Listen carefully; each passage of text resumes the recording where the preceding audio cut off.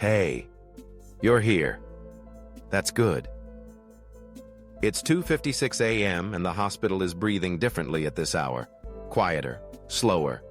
The lights are low, footsteps softer, and the urgency that ruled the day simmers into something still, like the world's holding its breath. I've just wrapped up my 11th, or maybe 12th, case of the day. Honestly, I've lost count. My registrar is still awake, bless him. He's somewhere down the corridor, probably pretending he's not just as tired as I am. He's good, though. He'll manage. I was heading off to get a few hours of sleep, at least try. But before I crawl into that stiff little call room bed, I want to tell you about something. Something strange. No. Something utterly bizarre that happened earlier tonight. It's the kind of thing that lingers in your mind long after the monitors go quiet. The kind of thing that makes even seasoned doctors sit back and go, "Wait, what?" Because tonight, a heart that was dead, fully, truly, unquestionably dead, started beating again. And I don't mean we shocked it. I don't mean we did CPR and saw a little flutter. I mean it had stopped. Flatline, gone. And then, minutes later, it came back. Part 1, the night the dead heart beat again. How it all began. The patient had been wheeled in during the early evening. Let's call him Mr. D. He wasn't young, but not terribly old either. Somewhere in that fragile in-between stage of life where you're not yet elderly, but your body starts negotiating every breath. Chest pain, shortness of breath, sweaty, the usual suspects. He'd collapsed at home, and paramedics brought him in barely responsive. They were doing CPR when he came through the doors. We jumped into action like clockwork. That's what happens in emergency. We don't stop to feel, we just do. Airway, breathing, circulation, adrenaline, chest compressions. A shock here, another one there.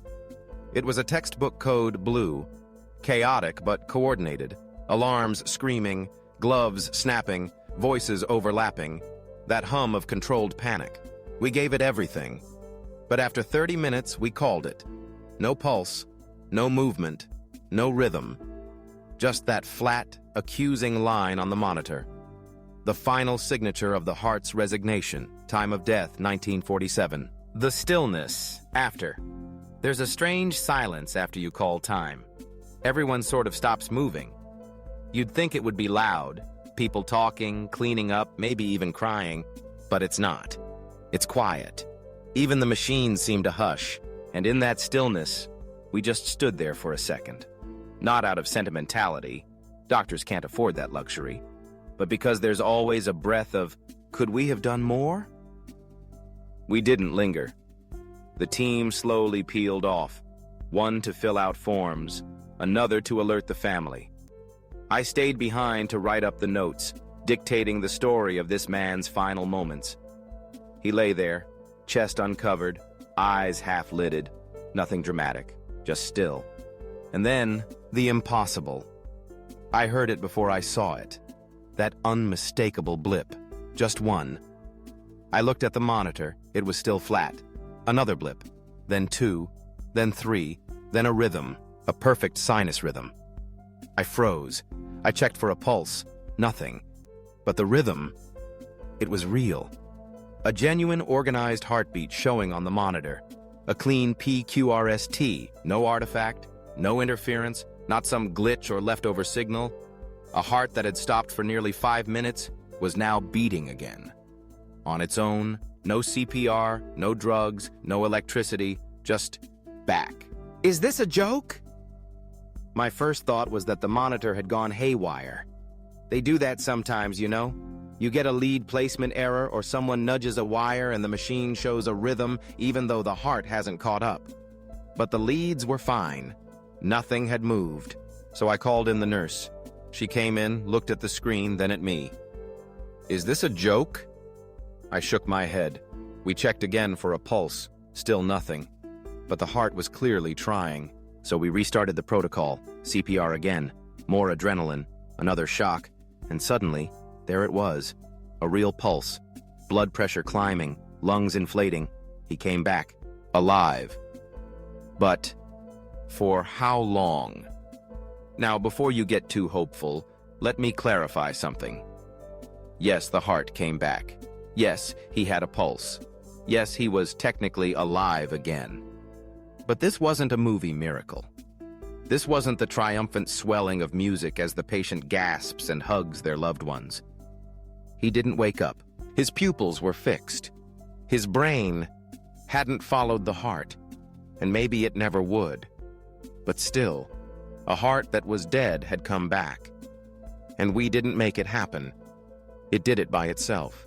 So, what the hell happened? That's the question, right? How can a heart restart on its own, minutes after death has been called?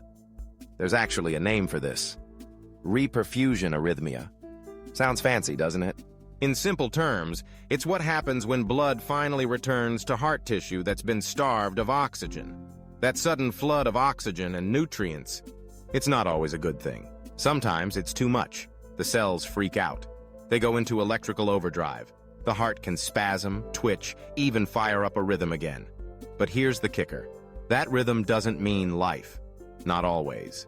The Lazarus phenomenon. There's an actual medical term for this event. It's called the Lazarus phenomenon, like the biblical Lazarus rising from the dead. It's extremely rare. So rare that most doctors will go their entire careers without seeing it. But it's real. It happens because of a weird cocktail of CPR, oxygen buildup, pressure changes in the chest, and sometimes drugs like adrenaline hanging around in the bloodstream. When you stop CPR, the pressure changes again, and sometimes the heart just kicks back in. Creepy, right? A little beautiful, a little terrifying. Why I'm telling you this? I'm not sharing this to scare you. I'm sharing it because I think it's important you know that death isn't always as simple as flat lines and silence. Sometimes the body has other plans. Sometimes the heart lingers, stubbornly refusing to let go. And sometimes, just sometimes, we don't get to understand why. That's all for tonight. I should get some sleep before the next case rolls in. But I wanted you to know this story because it's not just about one man's heart. It's about the mystery that still lives inside medicine, even now, even after everything we've learned. We like to pretend we're in control, but we're not. And honestly, maybe that's okay. Part 2. The heart that shouldn't beat but did. Let's pick up where we left off. So there I was, standing in that cold, fluorescent-lit trauma bay, eyes stinging from being awake for nearly 20 hours straight, when this guy's heart did something it had no business doing. It beat.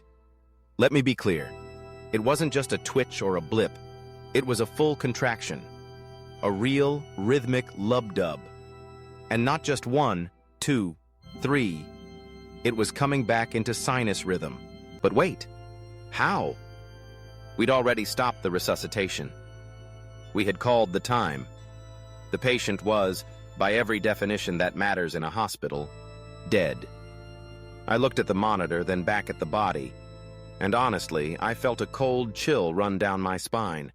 I've seen weird things in medicine, but this? This was on a whole different level. Was this a miracle? Well, not quite. Let's talk about reperfusion.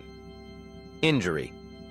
Here's the part they don't teach you until you're actually out there, in the field.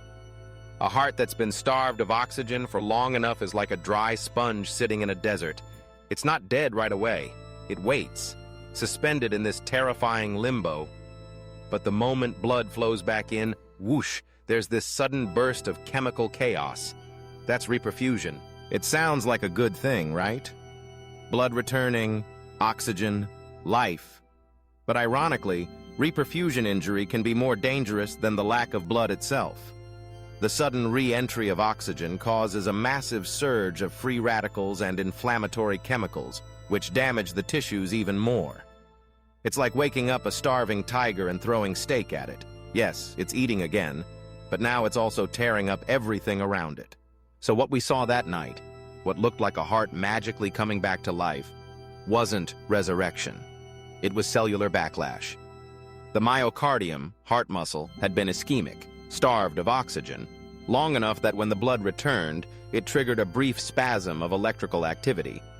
In plain English, a twitch. A cruel trick. You think it's a pulse, but it's not.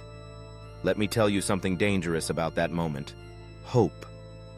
When the heart starts moving again, everyone's instincts scream, "He's back!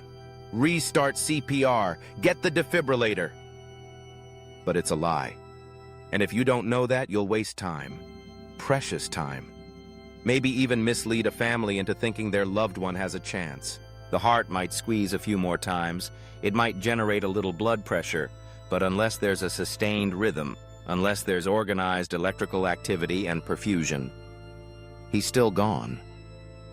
This is one of those haunting truths in emergency medicine.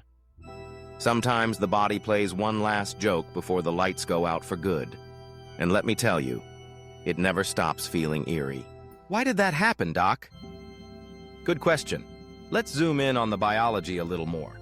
When tissues are deprived of oxygen for more than a few minutes, they start to build up lactic acid, potassium, and waste products. This is ischemia. The cells struggle. They shut down non-essential functions. They curl up in a way, but they don't die instantly. Then suddenly, bam, you restart the circulation. Now, oxygen rushes in. Enzymes that were inactive before suddenly wake up, but they go berserk. Instead of cleaning up the mess, they blow it up. In the heart, this can cause abnormal depolarizations, little bursts of electricity, leading to brief contractions. They might look like a return to life, but they're not coordinated. They're not sustainable. It's like trying to restart an engine that's filled with sand. Sure, it might cough once or twice, but it's not going to run. And this is the cruel reality behind what some people call Lazarus phenomenon, when patients show signs of life after being declared dead. Sounds biblical, right? But it's science. Brutal, messy, misunderstood science. Not all rhythms are created equal. You might be wondering, so if the heart is beating again, why not give it a shot? Why not try to bring him back? Because not all rhythms are meaningful. In fact, agonal rhythms, those irregular, gasping contractions, are common in the moments after death. They're not signs of recovery. They're just the final misfires of a dying system. There's also PEA, pulseless electrical activity. Looks like a heartbeat on the monitor, but if you put your fingers on the wrist or neck, nothing. No actual pulse. The electricity's there, but the pump is broken. Worse still, you can have a pulse without a brain. The heart might beat, but the brain has been without oxygen for too long. And at that point, even if you bring the body back, the person, the mind, is gone. That's the hardest part for families to understand. They see the monitor, they see the numbers, but we know better. We've seen what happens when you chase electrical shadows. The moment you learn not to trust the monitor. Let me tell you a story about a junior doctor I once worked with. He saw a patient flatline, called it, and started walking away. Then, blip, blip, a QRS complex popped up on the screen. He gasped, ran back, grabbed the defib pads, and yelled for help. I looked over and said, "Check the patient, not the monitor." We walked over. The screen was fluttering, but the man, cold, pale, no carotid pulse, fixed pupils, just electrical noise, artifacts, maybe residual activity in dead tissue, but no life. The monitor can lie. And in this business, if you believe everything it tells you, you'll find yourself trying to save ghosts. Part 3, when the heart beats, but the person is already gone. Good evening again. Still here with me? Still following this strange little journey into the quiet, strange world of medicine? Tonight, we're diving deeper into something I mentioned before. The heart that restarts, but doesn't come back. See, in medical school, they teach you all the basics.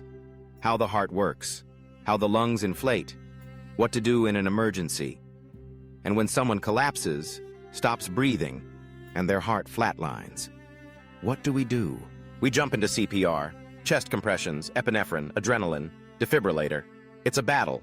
You're literally fighting death with every press of the chest. And sometimes, it seems like you've won. The heart starts beating again. There's a rhythm on the monitor. You get a pulse. Maybe the oxygen numbers start to creep up. Everyone in the room gives this tiny sigh of relief. The family outside starts to hope. You can almost feel the energy shift. They're going to be okay. But then, they don't wake up. They don't breathe on their own. They don't respond to pain. Their pupils stay fixed. No reaction, no awareness, nothing. Because here's the thing, CPR might restart the heart, but it can't bring back the brain. The illusion of revival.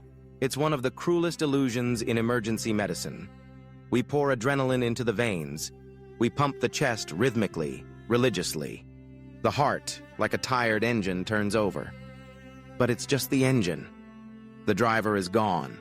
The brain, without oxygen for too long, becomes silent. And once that silence settles in, there's no CPR, no drug, no defibrillator that can bring it back. Some people call this the Lazarus effect, the body returning to life after death. But really, it's more like a puppet being lifted by strings for a few more moments. It moves, it pulses, but it doesn't live. The time window that changes everything. You know what the cruelest number in medicine is? 4 minutes. That's how long the brain can go without oxygen before permanent damage begins. Just 4 minutes. That's the space between life and permanent loss. It's a tiny window, and it closes fast. Every minute beyond that, the brain swells. Cells begin to die. Irreversible damage sets in. So even if you get the heart pumping again at minute 5, 6, 7, the brain might already be lost. This is something people struggle to understand, especially families. They see the heart working on the monitor. They see the ventilator breathing for their loved one. They hear the beep, beep, beep of the machines and think, if the heart's beating, surely they're alive. And technically, yes, they are, but truly, they are not coming back. We call it ROSC, but it's not what you think. In the ER, we have this phrase, ROSC, return of spontaneous circulation. It means the heart started beating again on its own. We write it in the notes. We say it on the phone. ROSC achieved at 2:14. But here's what no one tells the families. ROSC is not a guarantee of survival. It's not even a guarantee of consciousness. It's just a mechanical win. Many patients who achieve ROSC after prolonged downtime never wake up. They linger. Days, sometimes weeks, then fade away in a hospital bed.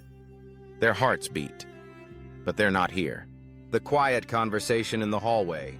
I remember one case. A man in his 60s collapsed at home. His wife performed CPR. Paramedics shocked him twice. They got ROSC in the ambulance. By the time he reached us, his heart was ticking away, but his pupils were unresponsive. No motor response. CT scan showed extensive brain swelling. We explained it gently. The wife clutched his hand and said, "But his heart's beating. That's good, right?"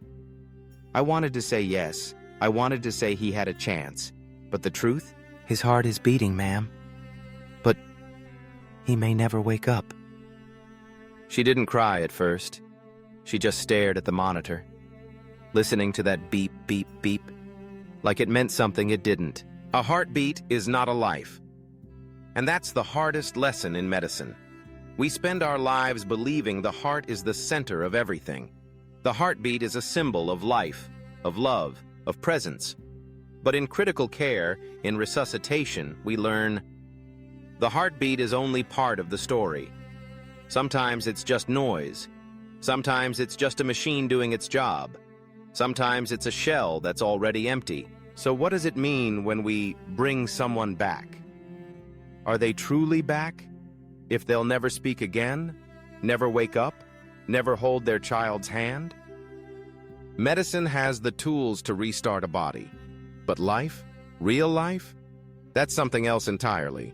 We'll continue in part 4, where we talk about Hollywood myths, the shocking truth behind shock paddles, and why defibrillators aren't what they seem. See you there. Part 4. Defibrillators don't restart a flatline.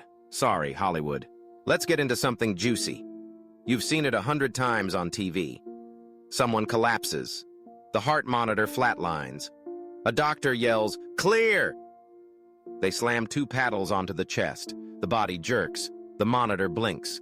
And miraculously, the person gasps and opens their eyes. Cue dramatic music.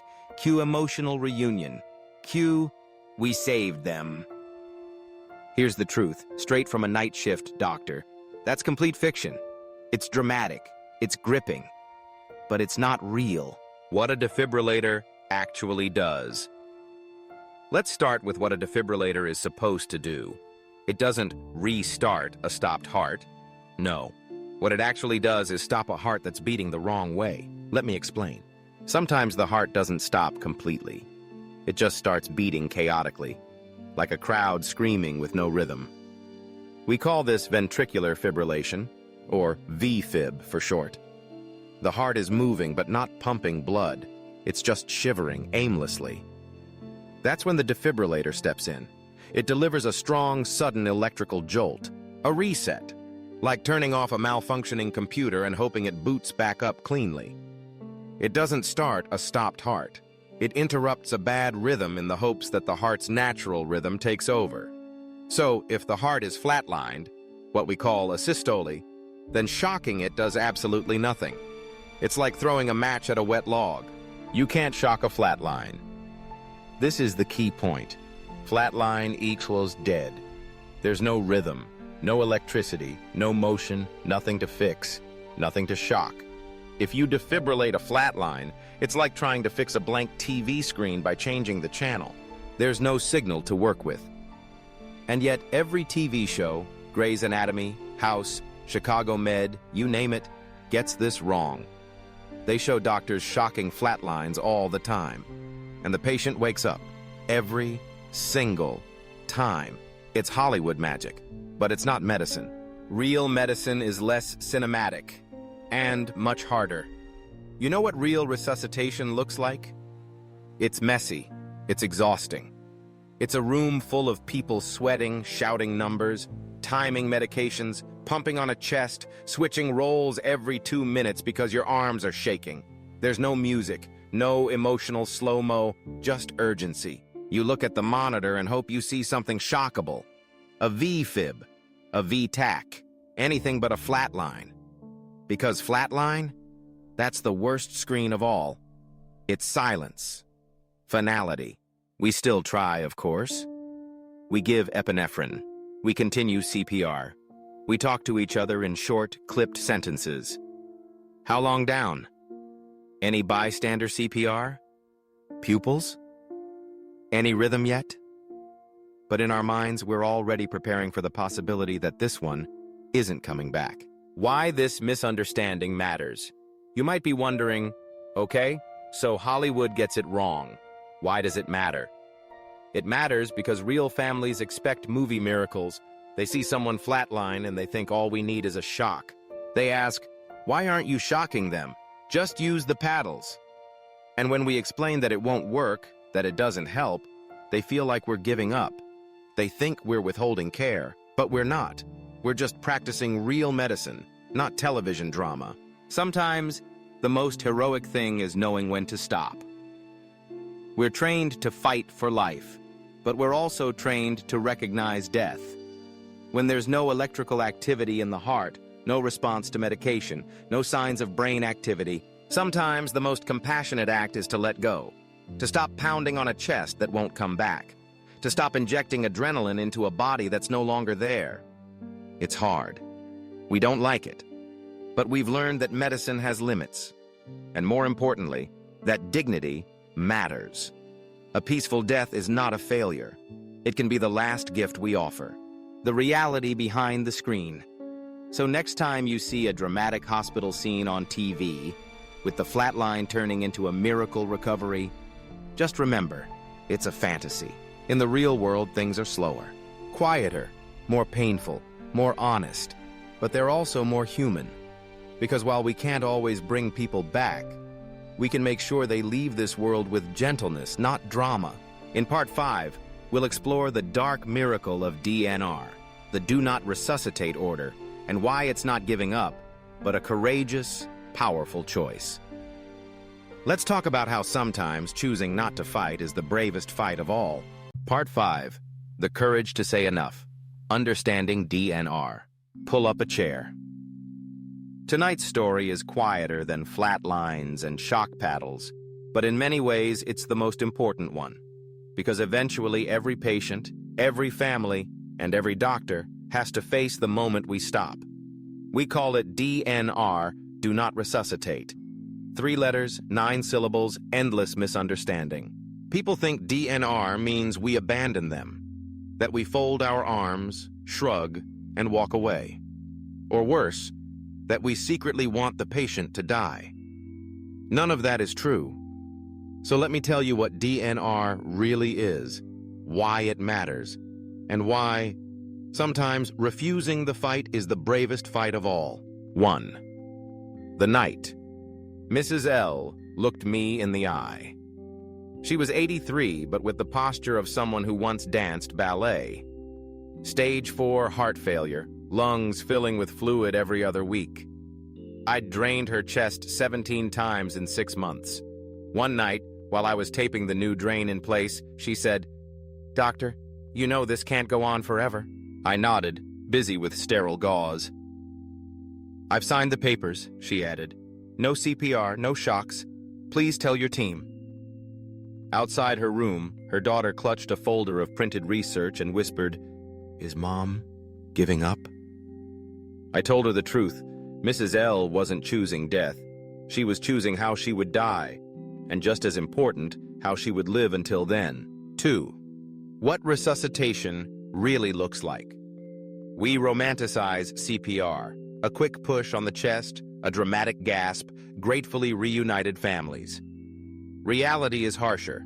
Bruised ribs, sometimes broken. Tubes down the throat, needles in the veins and arteries, electric shocks that burn tiny circles onto the skin. In frail bodies, those injuries don't heal. They linger. Statistics? After age 80, out-of-hospital CPR restores meaningful life in less than 3% of cases. In advanced cancer or multi-organ failure, it's fractions of a percent. So DNR isn't withholding a miracle. It's refusing a trauma almost guaranteed to fail. 3. The promise. Hidden in 3 letters. DNR says, "If my heart stops or I stop breathing, let it happen naturally. Keep me comfortable. Control my pain, my breathlessness, my fear. But do not pound on my chest for a heartbeat that will never carry me home." It is, quite literally, a patient writing the last chapter in their own voice. And for families, it can be a gift. The certainty that they are honoring a wish, not guessing at it in a storm of guilt. 4. The myth of doing everything. Families often plead, "Do everything possible." We understand the love in that request, but everything is a moving target. Insert a breathing tube? Dialysis when the kidneys shut down? Pressors to clamp the vessels and squeeze out 1 more hour? CPR that cracks fragile ribs? The question we should be asking is, everything? For what? To return home and laugh at the breakfast table?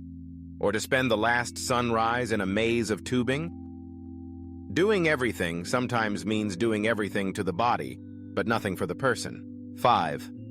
When a pulse isn't a life, revisited. Remember Mr. D, the heart that restarted itself? Imagine if his chart had clearly read DNR, no intubation. We would still have treated his pain, his air hunger, his dignity. But we would not have dragged his brain-dead body through another hour of chest compressions and shocks for a heartbeat that belonged to no one. DNR spares people that limbo. Biologically alive, spiritually and cognitively absent. 6. The language of letting go. One family asked me, tears streaming, "Are we killing him if we sign?" I said, "No. The disease is killing him. We are choosing how loud the ending will be." Another son whispered, "He was a fighter." I answered, "Signing DNR doesn't cancel a lifetime of fighting. It writes the final line in peace instead of in pain." 7. The physician's dilemma. Doctors are trained to act. Our reflex is more interventions, more time. Saying, "We should stop," feels like failure. until you witness the relief that floods a patient's face when they realize they no longer have to chase futile hopes. I have carried more guilt from over-treating than from withholding CPR. Why? Because I've watched fragile people spend their last hours drowning in aggressive care they never wanted. 8. How to talk about DNR before it's too late. Start early, while everyone is calm. Waiting until crisis hour means decisions get made through panic. Ask, what matters most to you if time is short? Independence? Comfort at home? Freedom from machines? Let those goals steer the plan. Use real words. Don't hide behind jargon. Explain broken ribs, ventilators, ICU delirium. Families deserve the truth. Write it down. Sign it. Share it. A DNR locked in a drawer is useless. The healthcare team needs to see it. 9. DNR is not a full stop. Even with DNR in place, we still treat infections, relieve pain, drain fluid, adjust meds. We still care. What we won't do is escalate to interventions that extend the dying process without hope of reversing it. Think of DNR as a filter. Yes to comfort and dignity. No to violent, low-yield heroics. 10. Mrs. L's last morning. 3 months after our conversation, Mrs. L woke at dawn, asked the nurse for lipstick, and watched the sun wash gold over the city skyline. Her daughter held her hand. Her breathing grew slower, softer. No alarms screamed. No compressions bruised her sternum. She died exactly the way she lived, composed, deliberate, on her own terms. Later, her daughter hugged me and whispered, "Thank you for letting her be herself to the end." I didn't do much. I simply honored a choice. If you've stayed with me this far, you know medicine isn't only needles and codes. It's conversation, boundaries, humanity. DNR isn't surrender, it's authorship. It says, when the ink in my body's pen runs dry, close the book gently. Don't scribble on the margins. And that, to me, is the bravest line of all. In part 6, we'll land this journey. The lessons these midnight stories have etched into my bones about life, death, and the fragile miracle ticking in every chest. See you in the final chapter. Part 6. What I've learned from the edge of life and death. Let me tell you something that might sound strange coming from someone who works in medicine. After all these years, after all these heart attacks, all these codes, all these people who came back from the brink and all those who didn't, I'm not sure I really understand life and death any better than I did when I was a student. I know more physiology. I can recite every ACLS protocol backwards and forwards. I can tell you exactly what dopamine does at low, medium, and high doses.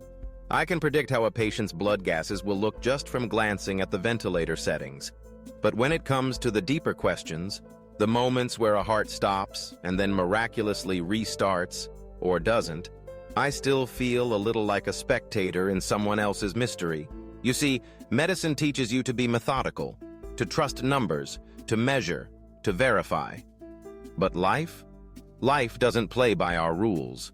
The thin line between gone and still here.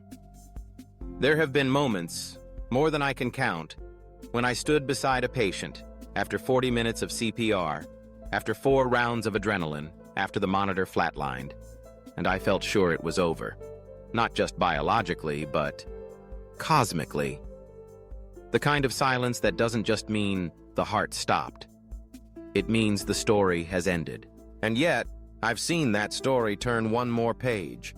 Once there was this elderly man. He collapsed at home. His wife started chest compressions, bless her heart, before the ambulance arrived. We took over. He was flatline, asystole, for nearly 15 minutes before we even got to the hospital. But we didn't stop. Part of me doesn't even know why. Maybe it was instinct. Maybe it was hope. Maybe it was just habit. But then, the monitor beeped. It wasn't a strong rhythm.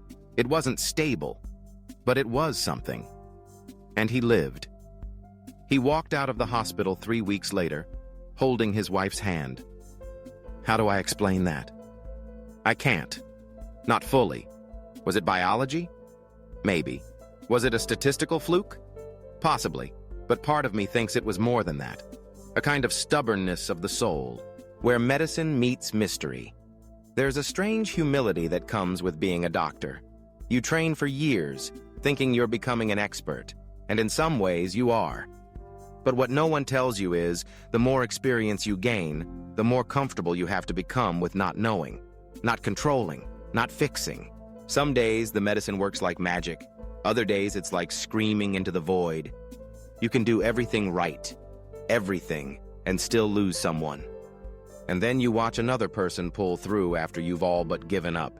And it makes you wonder if there's a bigger plan none of us can see.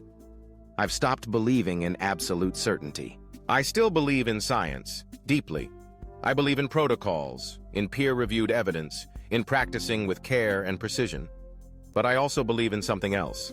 I believe in stories, in intuition, in the strange flicker of something unmeasurable that lives in our patients, and in us. Reperfusion, and beyond. Let's bring it back to where we started. The dead heart that came back to life. We talked about reperfusion injury, about ischemia, about the strange phenomenon where a body might look like it's gone, only to spark back when oxygen returns. But now I wonder, isn't that also a metaphor? We all go through our own ischemic periods, times when we feel like everything is shutting down, like we're numb, frozen, barely functioning. It might be grief, burnout, heartbreak, trauma. You feel gone, emotionally or spiritually, just flatlined. And then something or someone comes along and brings back the flow. A moment of kindness, a conversation, a sunrise, and your soul sparks again. Maybe reperfusion doesn't just apply to heart tissue. Maybe it applies to us as humans. So what have I learned from all this? I've learned that life is stubborn, and sometimes so is death. I've learned that a heartbeat isn't everything, but it's a start. I've learned that miracles and medicine aren't mutually exclusive. They sometimes sit in the same room. I've learned that certainty is overrated, and humility is essential. I've learned that saving a life isn't always heroic, and letting go isn't always failure. And above all, I've learned that what we do matters, even when we don't see the results. When I walk into a night shift now, I no longer expect to have all the answers. I don't think I'll ever get used to the chaos, the mystery, or the heartbreak. But I do know this: as long as there's one more beat, one more breath, one more chance, I'll keep showing up. Not to fight death, but to honor life. If you've made it this far, thank you for sitting with me through these stories, from the edge of life and the mystery of death. I'm not here to give you answers, only reflections. But maybe, somewhere in this chaotic world, they help you feel a little less alone. If this message resonated with you, leave a comment, share your story, and above all, take care of your heart. Not just the one in your chest, but the one that feels, that remembers, that still dares to hope. I'll see you next time.